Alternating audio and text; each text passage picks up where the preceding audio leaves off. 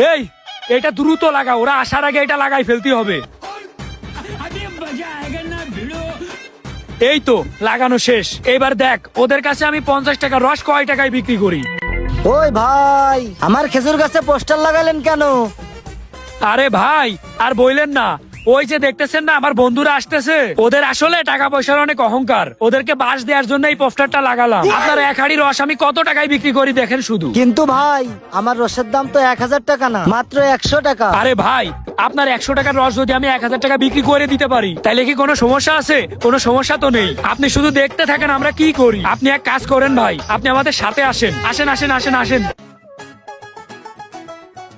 বুঝছস বন্ধু, আজকে আসছি রস খাইতে, সে যত টাকায় লাগুক না কেন, আজকে রস খেয়ে তারপর বাড়ি যাবো।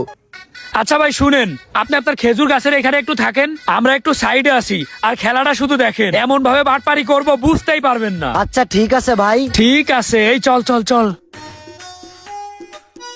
এক হাঁড়ি খেজুরের রসের দাম 1000 টাকা।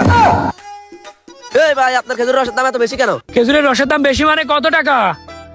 আরে বেটা আর বলিস না, এক হাঁড়ি খেজুরের রসের দাম নাকি 1000 টাকা। মাত্র 1000 টাকা? তাইলে তো কমই আছে। এই বেটা, এক হাঁড়ি খেজুরের রসের দাম 1000 টাকা কিভাবে হয়? 50-100 টাকা পাওয়া যায়। ভাই এইটা রাশিয়ান খেজুর গাছ, এই জন্য এটার দাম বেশি। রাশিয়ান খেজুর গাছ?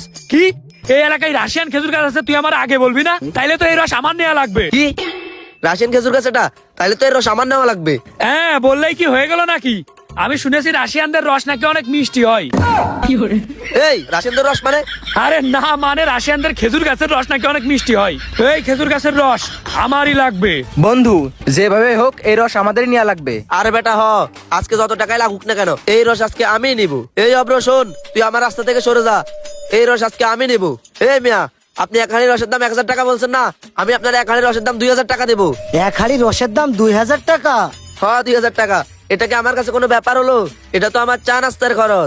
হ্যাঁ 2-3 হাজার টাকা এটা তোর চা নাস্তার খরচ হইতে পারে, কিন্তু শোন, রাশিয়ানদের রস কেনার ক্ষমতা তোর নাই। ওই ভাই আপনি শুনেন, আপনারে আমি 3000 টাকা দিব, বুঝছেন?